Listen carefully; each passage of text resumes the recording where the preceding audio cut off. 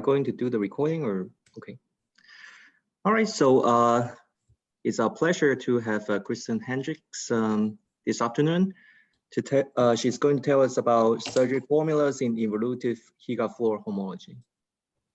Well, to be honest, the spider thing was a really hard act to follow, and I don't think anything I'm going to tell you will be as interesting. But thank you so much for having me. It's a pleasure to be at the Georgia Topology Conference, which is one of my favorite conferences.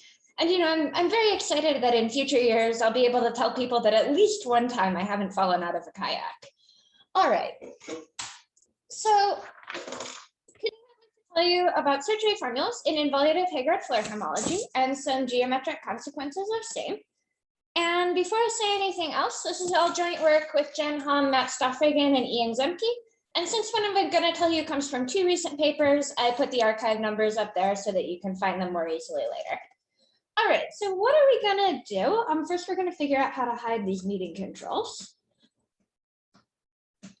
All right, and then, okay, so what are we going to do? Firstly, I'm going to remind you of some, but not all of the possible context of what I'm saying today, and write down some theorems for you. And then we're going to talk about the tools used to prove those theorems. So I'll remind you of some things about Heegaard Floer homology, involutive Heegaard Floer homology, and tell you something about their relationship to knot surgeries.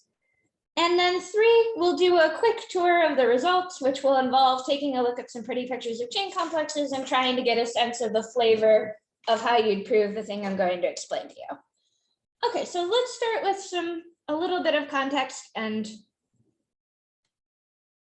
some theorems. All right, so what am I interested in today? I'm going to be interested in the integer homology cobordism group. So let's recall what that is. I'm going to be thinking about oriented 3 manifolds with the same homology as the 3-sphere. And I can add them using connect sum. And then I'm going to quotient out by an equivalence relation where 2 things are equivalent, homology cobordant, if they're connected by a smooth, compact 4 manifold, that gives me a cobordism from one to the other. So the boundary is minus y1 disjoint union y2. And I'm going to want inclusion on either side to induce an isomorphism on homology.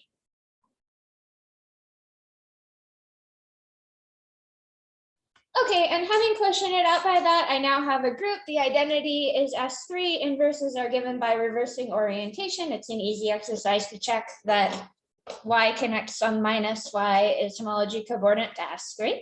All right, so let's recall that the word smooth here is very important. It's a consequence of Friedman's theorem that if I allow topological 4 manifolds, I'd be getting a trivial group.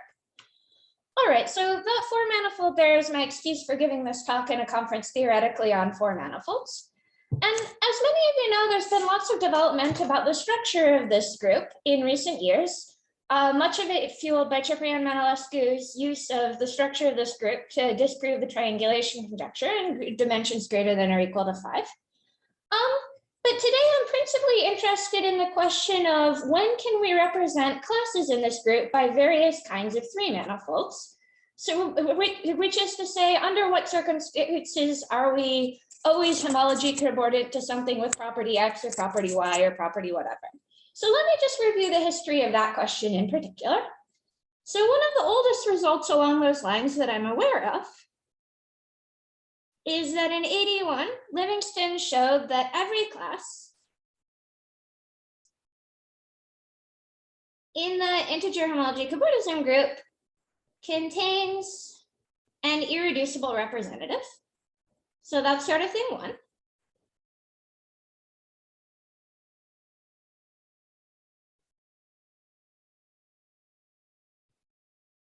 And Myers improved this in 83 to say that every class has a hyperbolic representative.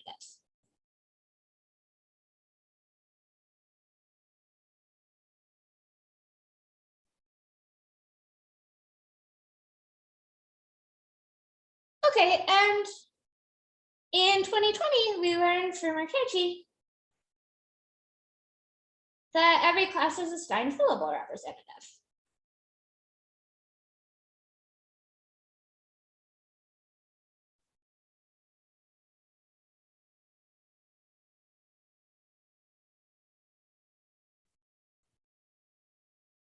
Okay, so these are sort of results in the positive direction. Everything is homology cobordant to the following types to something in the following types of 3 manifolds. Let me tell you some negative results. In about 2015, variously Freishov, Lin, and Stoffregen in independent work showed that there are classes which don't contain any Seifert fibred space. So there are integer homology spheres that aren't homology cobordant to any Seifert fibred homology sphere.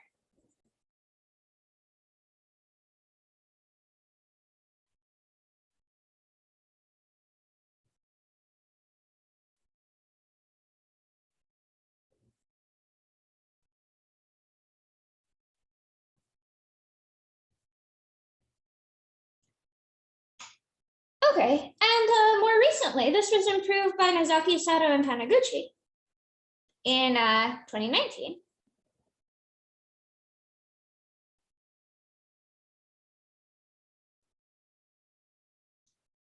Who showed that there are classes in this group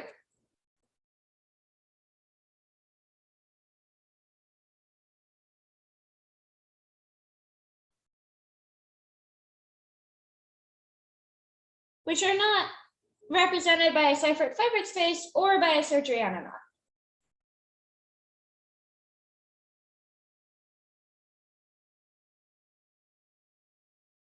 Okay, the question of whether anything failed to be homology cobordant to a surgery on a knot had previously been open, but they resolved that. Okay, so those are 2 negative results maybe, and once you've heard these negative results, there are natural follow-up questions. So in all those cases, the examples are maybe connected sums of some Seifert fibred spaces. So a natural question is, all right, so maybe not everything is homology cobordant to a Seifert fibred space, but what about the classes that are, do they generate the group or not? And the theorem of today is that the answer to that is no.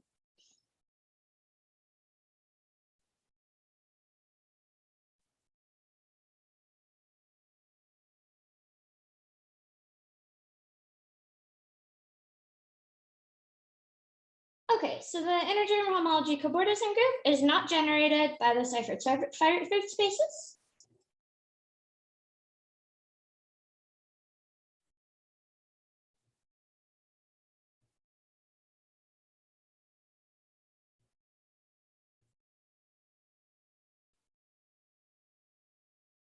Indeed, the quotient of the group by the subgroup generated by Seifert fibred spaces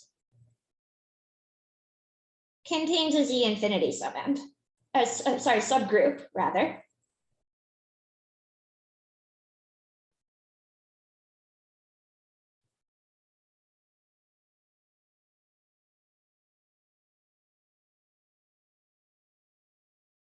Spanned by +1 surgery on the following knots to connect some of the right-handed trefoil and 2 copies of the 2n, 2n + 1 torus knot, and then a copy of the mirror of the 2n, 4n + 1 torus knot. And here the number n is an odd number greater than or equal to 3. So those are the classes of those 3 manifolds span as the infinity subgroup in the quotient. Okay, so that's the theorem. And this is a good time to ask me any questions before I start talking about the tools you'd use to prove that theorem.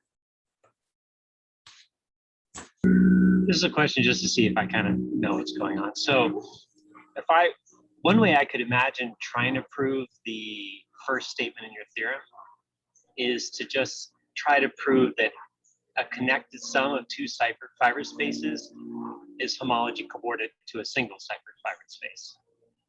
Because then I think that plus the Nozaki, Sato, Taniguchi thing would, or let's see. Oh, but that's not true. So Stoffregen's example is a connected sum of 2 Seifert fibred spaces. Okay. That's a great question. Okay, any other questions before we go on? All right, excellent. So now let's talk a little bit about Heegaard Floer homology and involutive Heegaard Floer homology. And obviously I'm going to care about some computations for not surgeries. So I want to tell you eventually about the relationship to surgeries in a surgery formula. Okay, so mostly here, Y will be an integer homology sphere. Later, briefly, maybe we'll have a rational homology sphere, but let's stick with just an integer homology sphere for the beginning. And what does Heegaard Floer homology do? So Heegaard Floer homology, introduced by Oshvath and Szabo in the early years of the current century, is going to take Y and associate to it, well, a number of different versions of this invariant exist, but today we'll work with the version that's called CF minus of Y. So what is this going to be? It's going to be a free finitely generated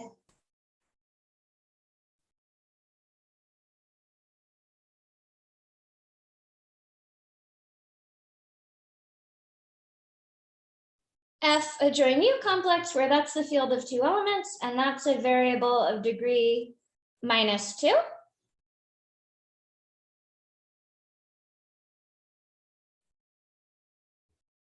Okay, and then the homology of that chain complex, which is a graded module over F adjoin U, is going to be the minus Heegaard Floer homology of the three manifold. And where does that come from? That comes from, we take a Heegaard decomposition of our three manifold. So that's going to look like some surface with a set of simple closed curves alpha, usually drawn in colors from the top half of the rainbow, and a set of simple closed curves beta intersecting them transversely, such that the curves tell you how to glue two genus G handle bodies together, where G is the genus of the surface, to get your three manifold.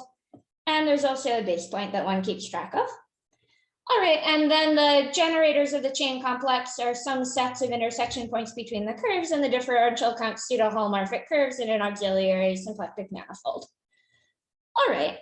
And to this situation for involutive Heegaard Floer homology, one is going to add that one is considering some chain map iota y on the complex.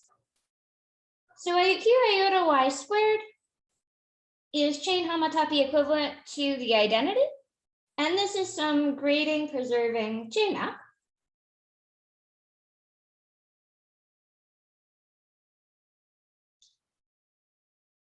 And where does that come from? Well, there's a symmetry of my decomposition of my three manifold, where I can sort of turn everything upside down, if you like, which is to say I can reverse the orientation of the Heegaard surface and switch the two sets of curves.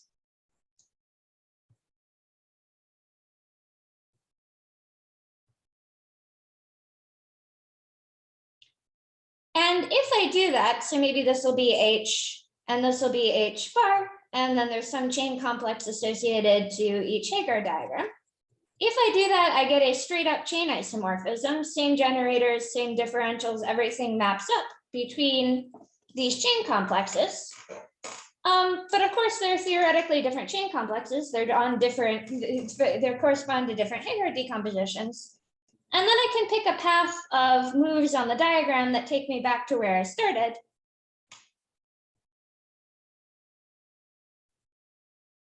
And that path gives me a chain it gives me a chain homotopy, not necessarily an isomorphism, just a chain homotopy equivalence back to my original complex.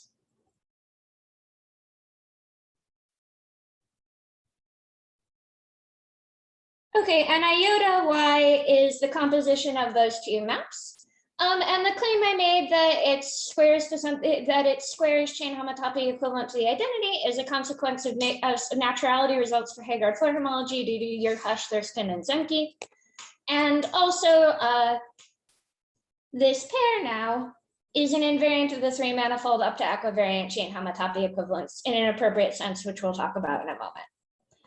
Okay, so that's the information that we're going to talk about.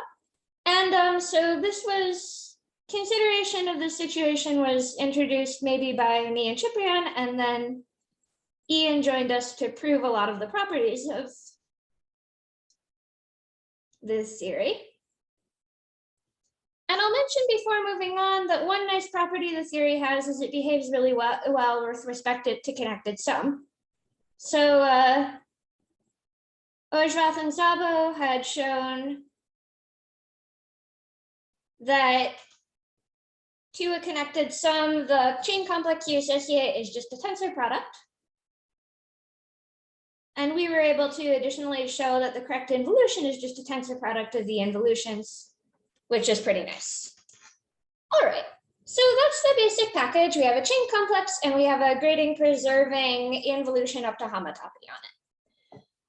All right, so there are several possible notions of equivalence, which are going to approximately correspond to what Jen was explaining to us in the not Floer case on Monday. So we've already heard a little bit about the kind of thing I'm about to explain. So possible notions of equivalence of this data associated to a three manifold. Okay, so notion 0, I've already mentioned equivariant chain homotopy equivalence. That's sort of the most obvious one. Okay, what would that look like? You'd want maps that give you your chain homotopy equivalence in either direction. And what do I mean by equivariant? Well, everything is up to homotopy here, so I'd better mean that they commute with the maps iota up to homotopy. So where iota 1 goes to is the map for y1 and iota 2 is the map for y2.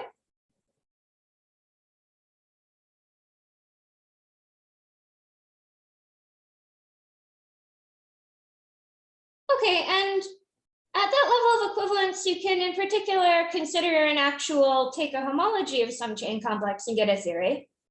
The involutive Heegaard Floer homology in that sense is the homology of a mapping cone between two copies of the theory, often distinguished by a variable q.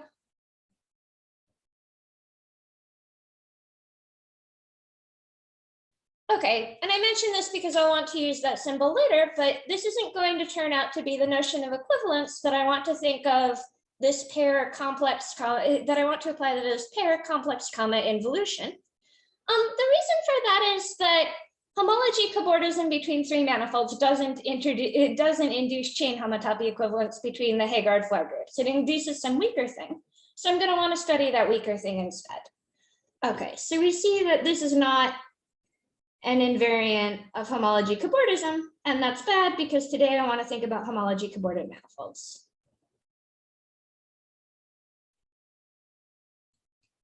All right, let's drain this out.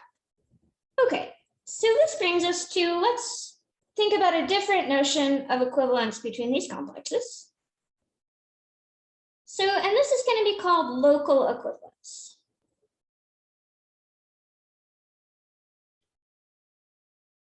All right, so let's have a definition. I'll say that an iota complex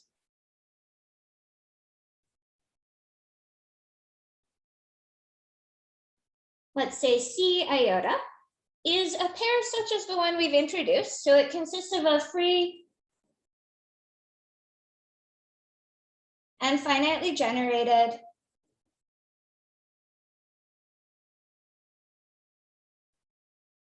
F adjoin U complex with, as it happens in, we always have that the localized homology is a copy of F U U inverse. So there's a single tower in the homology, then one common phrasing, and a grading preserving map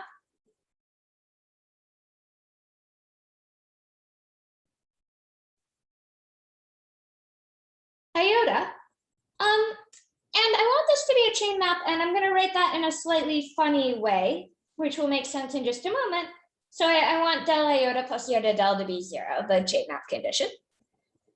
All right. And then I say that two iota complexes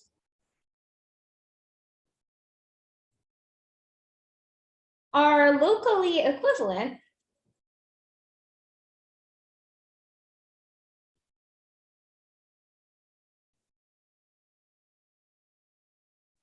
if there are maps in either direction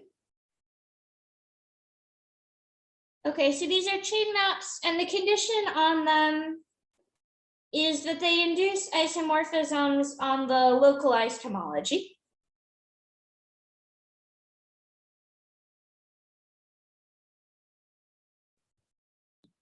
So you're not requiring that iota is an involution? So I think we'll add the condition, but I don't actually have to in this case.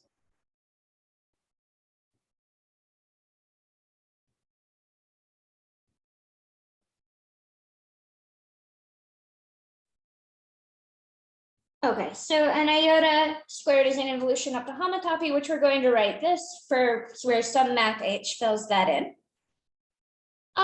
And two iota complexes are almost locally equivalent if there are maps S star and G star on the localized homology, such that these guys commute up to homotopy.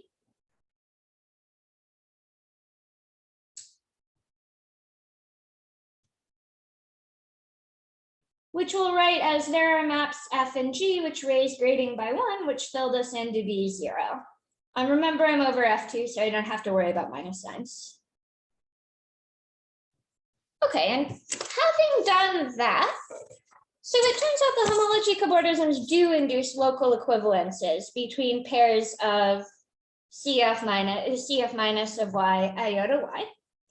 And it turns out that the concept of local equivalence plays well with the connected sum, it plays well with the tensor product formula for connected sum, such that this induces a homomorphism from the homology cobordism group to, this is going to be the group of iota complexes. Sorry, I'm still confused about something. Maybe I'm being stupid. It looks like you wrote down two conditions about F and G, one that's just about F and one that's just about G. Let's do with each other, right? Or, so these conditions? Yeah. I mean, is it about F having, is it about the relation between F and G or just a condition for each one? It is a condition for each one. In fact, if I was doing this with more detail, I would say a local map is the following thing, and you're locally equivalent if you have a local map in both directions. So this isn't like chain homotopy where I should be writing down chain homotopy inverses. This is just there is a map with that property in both directions. Great. That's an excellent question. Okay, so this is going to be the group of iota complexes up to local equivalence, with the operation being tensor product. Okay, and this is sort of a strategy that's been very popular in my corner of low dimensional topology in the past few years. You know, you take some group that's defined in a topological way and is pretty complicated and you probably don't understand it very well. And you get a homomorphism to some group that's made out of chain complexes that in principle you understand everything about, even though you probably actually don't because there's lots of things to compute. And you try and get some information about what's going on by studying that group instead. However, it turns out that this group curly I is still pretty complicated. For example, it's got some 2 torsion. Notice that we don't actually know if there's any torsion in theta 3z yet at all. So in fact, we're going to simplify our lives even more. And by we, I mean Diham, Stoffregen, and Trong are going to simplify our lives actually, so not me. So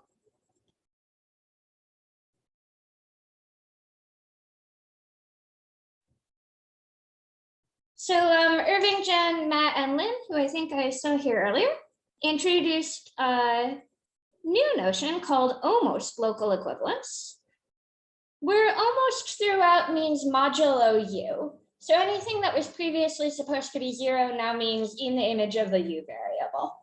All right, so, and now we have a map which isn't necessarily a chain map because this now wants to be in the image of u instead. This wants to be in the image of u.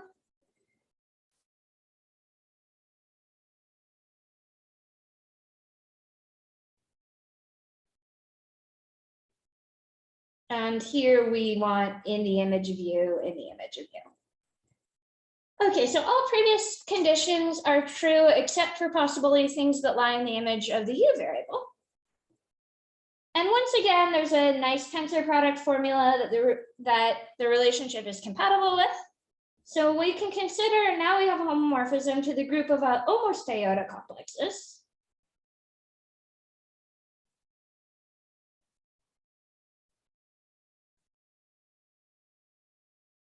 Up to almost local equivalence with the same tensor product notion. And this group turns out to be quite understandable. In fact, it's got no torsion and it's totally ordered. And one thing that you can understand about it is you can understand the image of the group generated by the Seifert fibred spaces in it. And you can understand it using previous computations that had been done by Dye and Manolescu, by Dye and Stoffregen. But they were able to compute what the image of this group is in I-bar. All right, so, and then they proved a bunch of things. So first I'll mention something that isn't related to the main thrust of what I'm doing, but was their main point. They proved that theta 3z has a z infinity sum end, and that was awesome. But the thing we're going to use today is that they also proved that various complexes sitting in I-bar aren't in the image of the subgroup of theta 3z generated by the Seifert fibred spaces. So in particular, the almost iota complex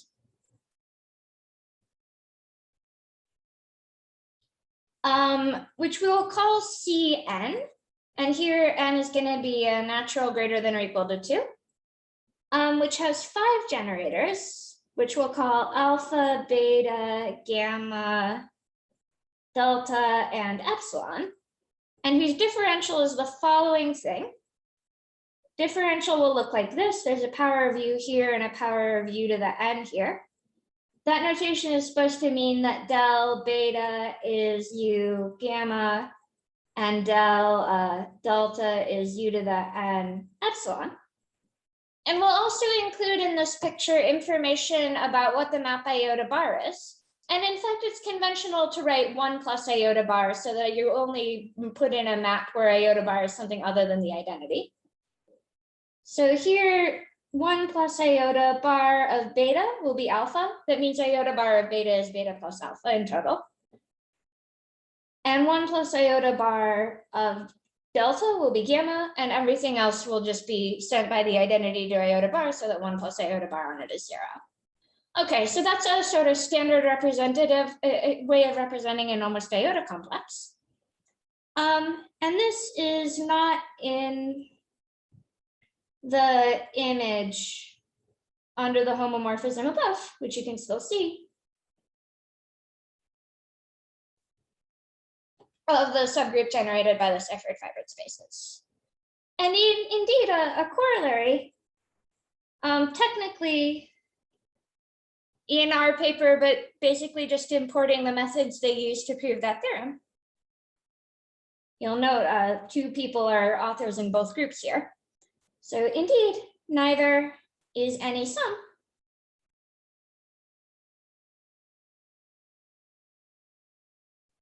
You know, non-trivial.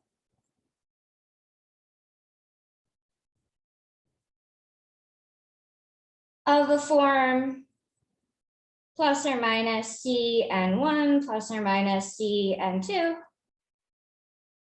etc., where all of these are greater than or equal to 2. Okay, so these guys span a Z infinity subgroup of the quotient of I bar by the image of the subgroup generated by Seifert fibred spaces. And that means the name of the game is if you could show that you can realize these complexes as the complexes associated to 3 manifolds, you get the theorem that I claimed in part 1. All right, so then you'd know that there was a Z infinity sitting around in the quotient of this group by this group as a subgroup. All right, so that's the structural idea of what's going on here. This is another excellent time to ask me questions if you have them.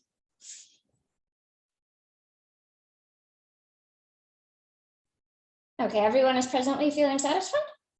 Great. Okay, so how would you go about realizing these complexes? So this brings us to involutive Heegaard Floer homology for knots. All right, so we already had a brief introduction to knot Floer homology and its involutive variant on Monday. So let's recall that Orzhvath and Szabo associate to a knot. Our knots will just be an S3 for today, although you can do this more generally. So we're going to have a complex CFK of K.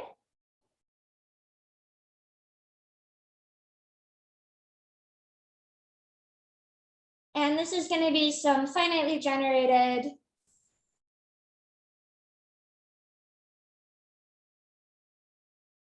FUV complex. And maybe people are used to seeing this as an F adjoin U complex like the previous one. So let's note that the action of the variable U in the usual sense is curly U times curly V. And then we'll add into this a chain map as previously. And this is a skew equivariant.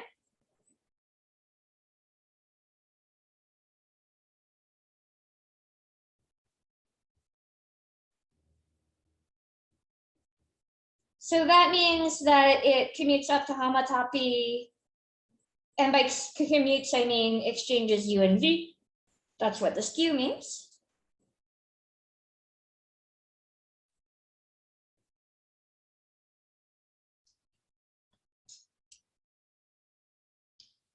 Okay, and it's not in this case, true that iota k squared is chain homotopy equivalent to the identity.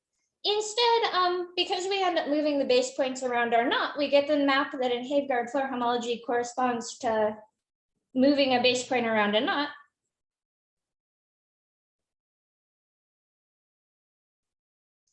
Which is the identity plus some differential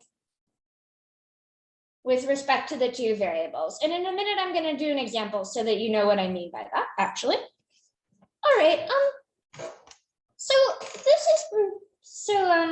This maybe was first introduced by me and Japan, and then properties were computed by Ian Zemke.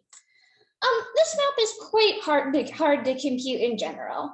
Most of what we know about it does not come from direct computation because that would be a very terrible way to spend one's time. Most of what we know about it comes from the following two facts. First, these properties are very restrictive. In many small cases, they're enough to tell you exactly what iota k has to be up to skew equivariant chain homotopy equivalence. Okay, so, but sometimes there's really only one choice given those constraints. So for example, for torus knots, the answer is quite easy. I will write down an example. And I'm going to leave myself a little space. Okay, so here's the right-handed trefoil. Its complex looks like this. It has 3 generators.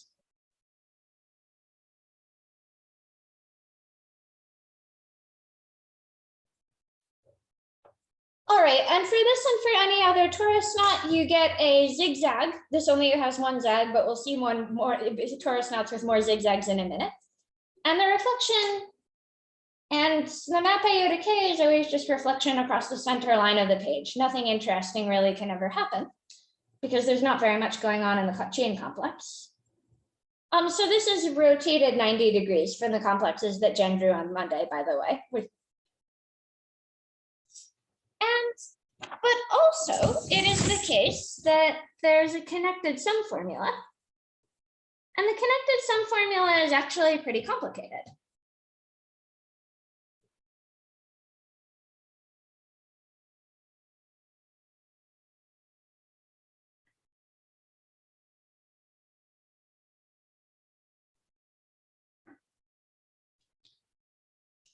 So let's say K1 connects sum K2. Goes to, well, it's Orzhvath and Szabo's result that you should get the tensor product of the chain complexes. And the involution is a iota K1 tensor iota K2 applied to the identity plus a copy of do the differential with respect to one variable in one term and the differential with respect to the other variable in the other term. So notice that this isn't a straight up tensor product. And the moral of the story here is that even if you only start knowing really simple examples, you can build up to complicated examples quite quickly by taking tensor products because the involution gets more interesting. Maybe we'll see an example.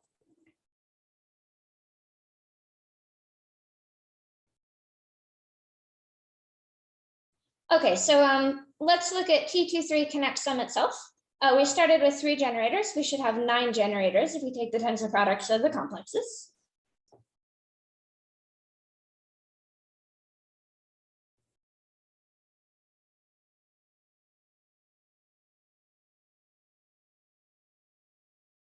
And after a change of basis, the complex looks like this.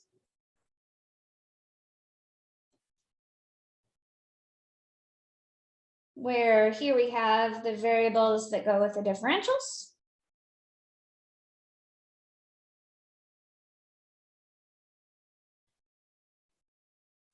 And all right, so we'll take tensor products of generators and just put one after the other. So this will be, here we'll have y1 x naught and x naught y minus 1. And this will be y minus 1, y minus 1. And this will be y1, y1. And here at the corners, we'll have y minus 1, x naught plus x naught, y minus 1. And okay, so remember previously we just had a reflection. But now if I look at this picture and try and figure out, all right, where is, for example, x naught going? Oh, I've forgotten to put in one generator, y1 my minus 1 plus y minus 1 y1 will live here. Okay, if I ask myself, where is x naught supposed to go under the involution here? It's supposed to go to iota k tensor iota k applied to identity tensor identity. Plus the thing that I've been calling the differential with respect to one variable, tensor the differential with respect to the other. Okay, so that's supposed to be iota k tensor iota k applied to, well, the identity tensor the identity just gives me x naught. And what do I get from those differentials? In the first term, I'm supposed to look at the differential of x naught.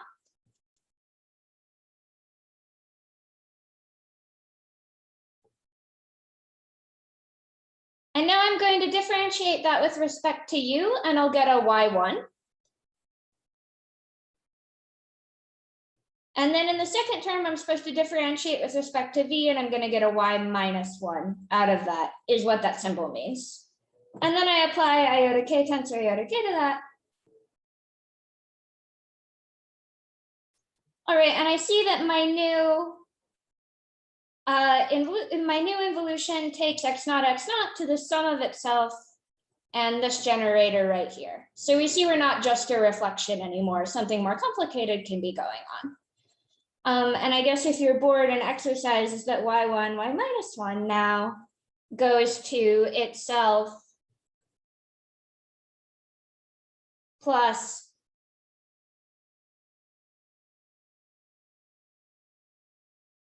this element. So this guy goes to, those probably look identical. This guy goes to itself plus the bottom corner of the box. All right, so you can get something complicated even by tensoring together simple things. And before saying anything about the relationship of this to Heegaard Floer homology for 3 manifolds, let me remark that there are some special subcomplexes sitting inside of, well, not quite inside of CFK, inside of CFK localized by inverting U and V,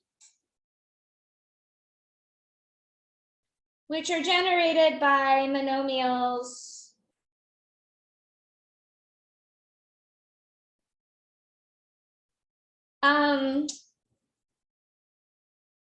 where the difference between J and I is a constant involving some grading associated to the element X, which we haven't talked about.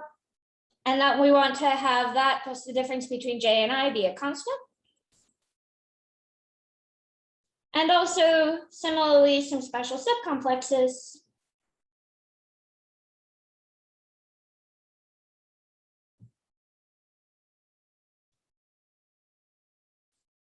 And I've neglected to put one condition on this. Here I want I and J to both be greater than or equal to 0. And here I'll just insist that I is greater than or equal to 0. If you don't work with these things regularly, you can just replace, there are some special subcomplexes that that I'm going to use in the next formula. Mostly I'm writing this down so that experts know how to find the complexes they're familiar with in this formulation of CFK. All right, so why have I spent all this time telling you about the variant of Heegaard Floer homology for knots? Well, back up a step. Why do we like Heegaard Floer homology? It's part of a really big suite of theories from gauge and Floer theory that are all equivalent or conjecturally equivalent or something to each other. And one of the reasons this one is popular is that in some ways it's unusually computational.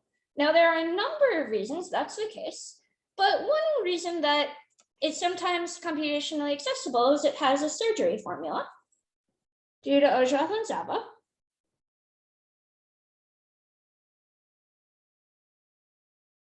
Okay, and what does the surgery formula tell us?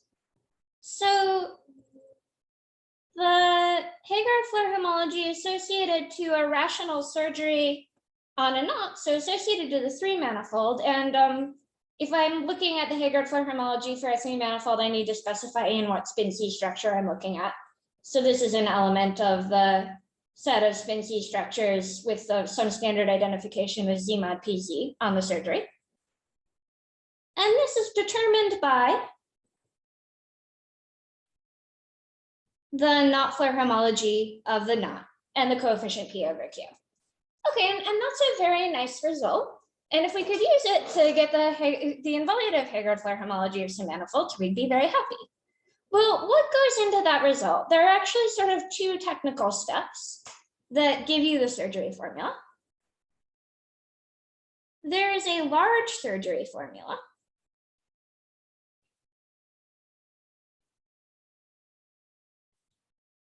So the large surgery formula says that sufficiently large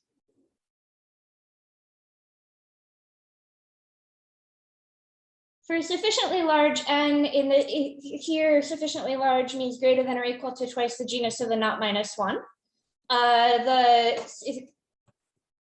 should have put CF minus the Heegaard Floer homology of the n surgery on K is just a subcomplex of the original complex.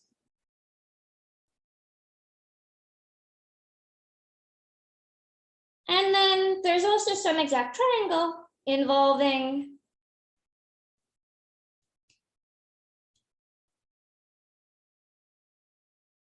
n surgeries, n plus n surgeries for arbitrary n and m,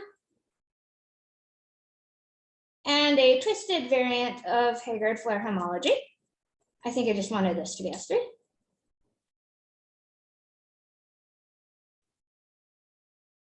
Okay, and once you have the surgery exact triangle in general, then you can combine it with a large surgery to get a full rational surgeries formula. And a comment on what the full formula looks like. It looks like a mapping cone between the special subcomplexes of the knot Floer homology that I mentioned. So it looks like some mapping cone between a sum of complexes AS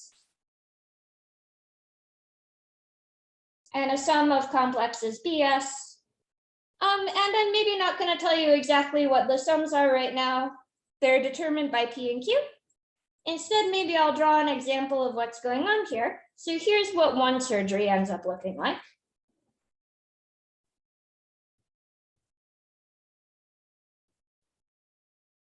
Because that'll be more illuminating. So I have some direct sum of a bunch of A's, which are some subcomplexes of the knot Floer homology, some direct sum of a bunch of B's, and some maps between them, where here the map between them is all of those zigzag arrows, and the homology of the whole thing is the homology of the 3 manifold. So that's what sort of an arbitrary computation would look like. All right. My apologies to the experts who know that for the minus theory, I should actually be completing over the variable u and taking longer polynomials. I'm going to leave that out for now, but there is one technical detail with completions that ought to be here. All right, so, but now let's say I want to replicate these things in involutive Heegaard Floer homology. What will I get?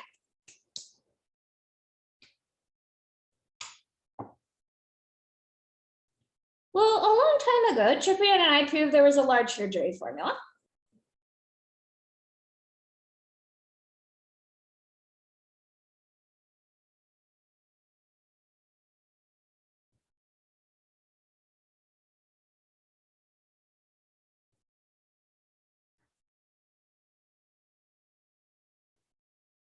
So we showed that there's, maybe I'll put iota y here. We showed that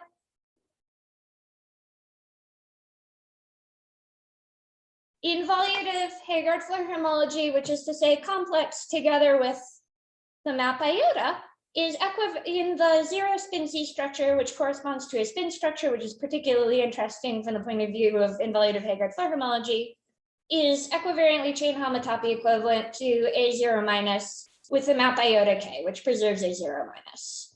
All right, but the surgery exact triangle was elusive for a while. Robert Lifshitz and I proved one very basic case in a simple theory, the hat version of a Heegaard Floer homology, but maybe that wasn't so useful. But recently, my collaborators and I were able to prove a full surgery exact triangle.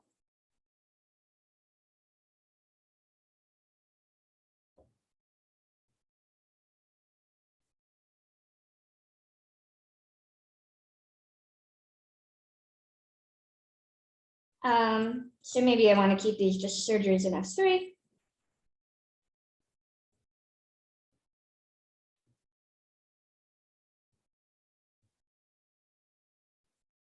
Some twisted variant.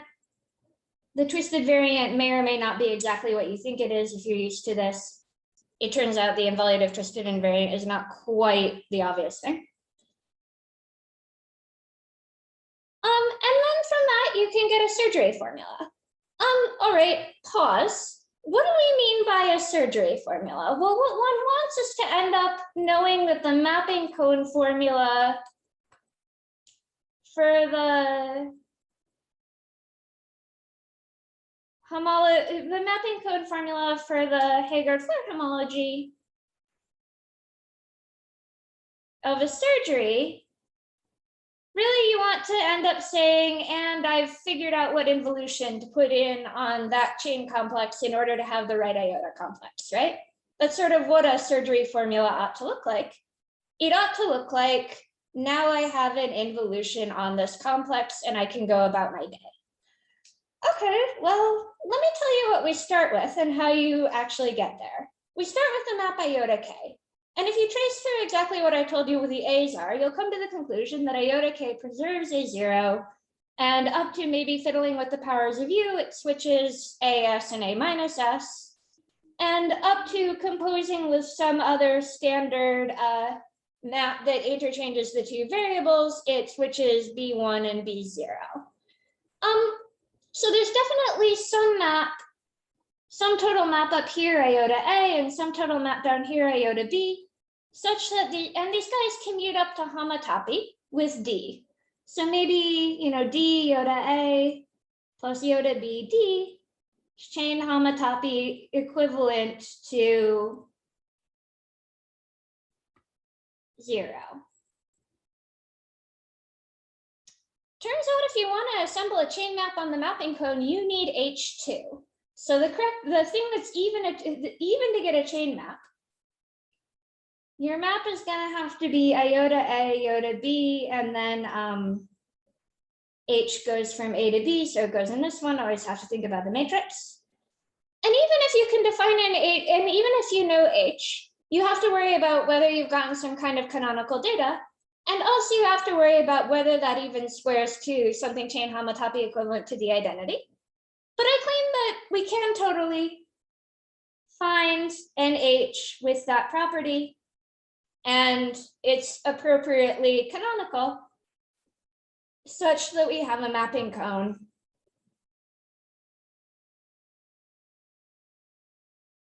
Here's iota A, here's iota B.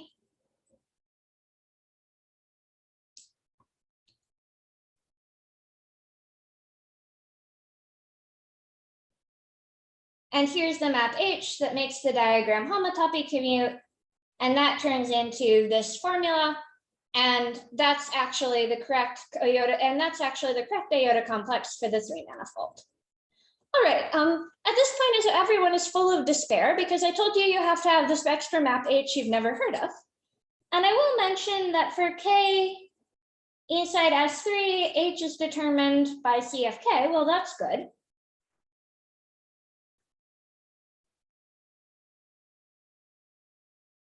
But it still sounds very complicated, right?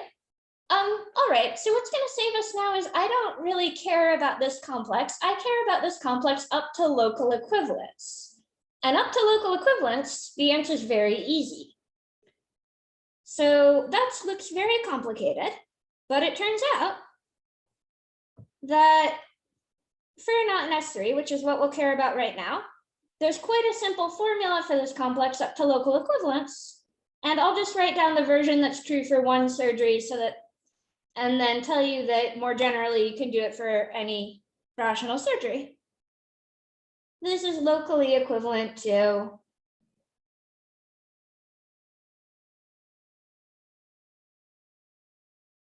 A0 minus iota K. So that's just a subcomplex of your not Floer homology. You localize the 2 variables together with the map iota K that you maybe know how to compute. All right, so that's great, right? You don't have to worry about some more complicated thing. You can just start looking for a knot that has CFK such that A0 minus is the thing you want. And then once you found it, everything will be, you'll have won. And let me also mention at this juncture that there's an analogous concept of local equivalence for knots, which is the concept that Jen was telling you about.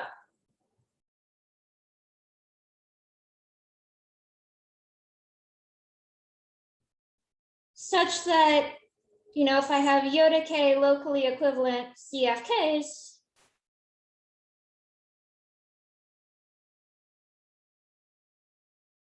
under the surgery formula turn into locally equivalent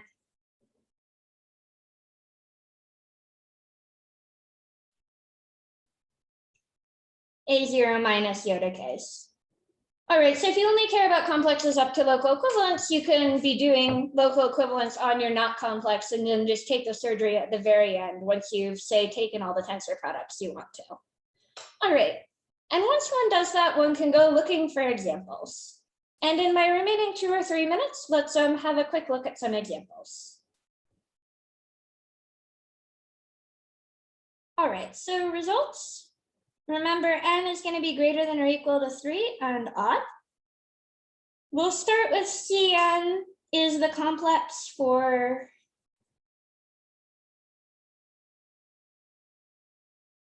T2n, 2n plus 1. And we'll go to the picture supplement. This is Cn here. As promised for a torus knot, it's just a very large zigzag. All right, so, and I'm going to tensor it with itself. And probably, you know, proving what you get out of that is a complicated issue, but I'd like you to notice that in the middle of this complex, I have this complex that I saw for the right-handed trefoil, except that I've got u to the n and v to the n, except for u and v. So maybe you'll believe me that when I tensor Cn with itself, and then maybe drop a few summands that don't support the homology under by saying, oh, I only care up to local equivalence, the result has that 9-element complex we drew a minute ago in the center and has the same thing going on with now there's a box that interacts with the staircase. All right, so proposition 1.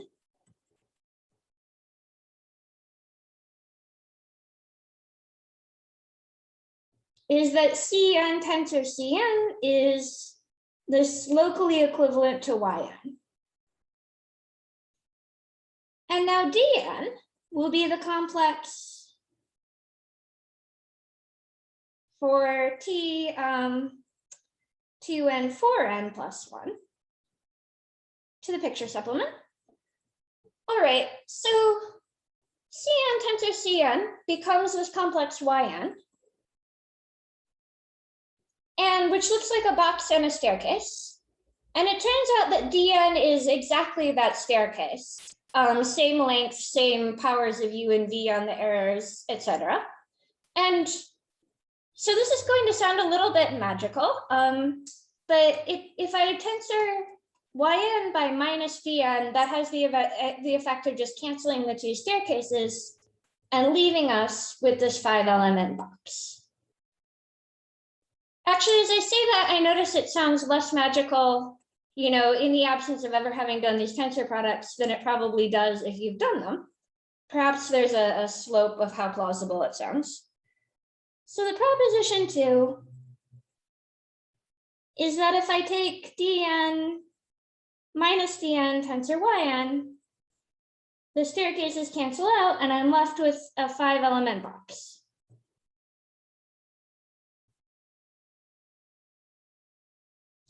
All right. And then finally, I'm going to tensor that box with the right-handed trefoil, which remember is just a hook. And I'll get some complex that looks a bit like this. That has 15 elements. And I'll end up in that complex projecting onto the 5-element summon that supports the homology. And after one last chain homotopy equivalence, so notice that this is a differential with a u.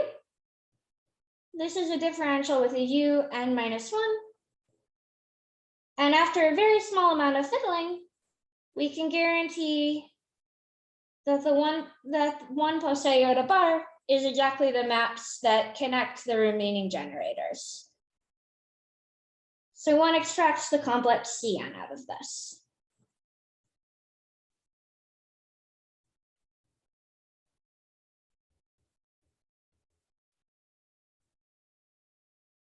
Which is to say, if I tensor this with a right-handed trefoil and then take its A0 minus,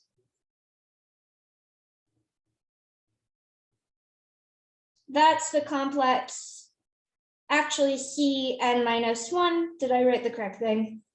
I wrote Cn minus 1. Okay, and the upshot of everything I've just told you is that we conclude that the manifolds +1 surgery on T23, 2 copies of T2n 2n plus 1, and 1 copy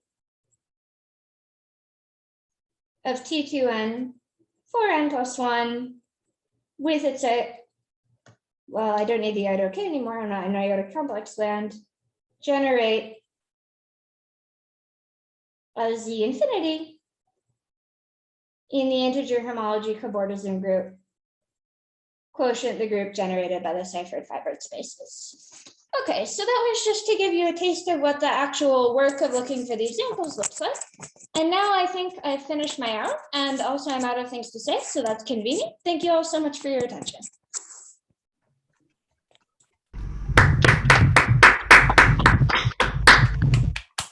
Thank you, Kristen, for the wonderful talk. Is there any questions?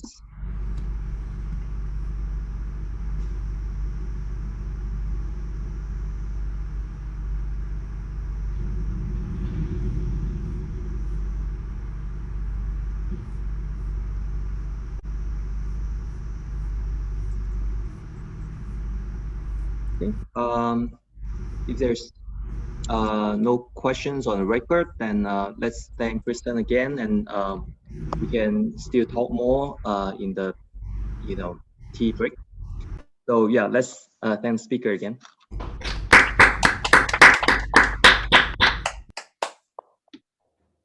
All right, so our next talk is 7 o'clock, but please welcome to stay around and talk to each other. And Then I'm going to stop recording now.